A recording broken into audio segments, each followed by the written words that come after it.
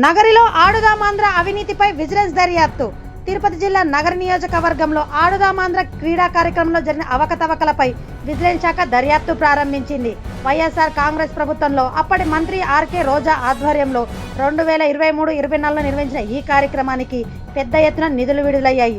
అయితే ఈ నిధుల వినియోగంలో అనేక అవినీతి శక్తులున్నాయన్న ఫిర్యాదులపై అధికారులు స్పందించారు. విజిలెన్స్ డీజీ భరత్ కుమార్ గుప్తా ఆదేశాల మేరకు తిరుపతి ప్రాంతీయ విజిలెన్స్ అధికారులు సోమవారం నుంచి దర్యాప్తు చేపట్టారు. జిల్లాలో ఆట స్థలాలే లేని చోట్ల ఆటలు జరిగాయన్న ఆరోపణలతో పాటు నగరంలో నిధుల దుర్వినియోగం ఎక్కువగా జరిగిందన్న ఆరోపణలున్నాయి. ఈ విచారణలో నిధుల విడుదల, ఖర్చు, క్రీడా కిట్ల కొనుగోలు, వాటి నాణ్యత, క్రీడాకారులకు అందిన వసతులపై పూర్తి వివరాలు సేకరిస్తున్నారు. మరికొన్ని రోజులు ఈ దర్యాప్తు కొనసాగనుంది.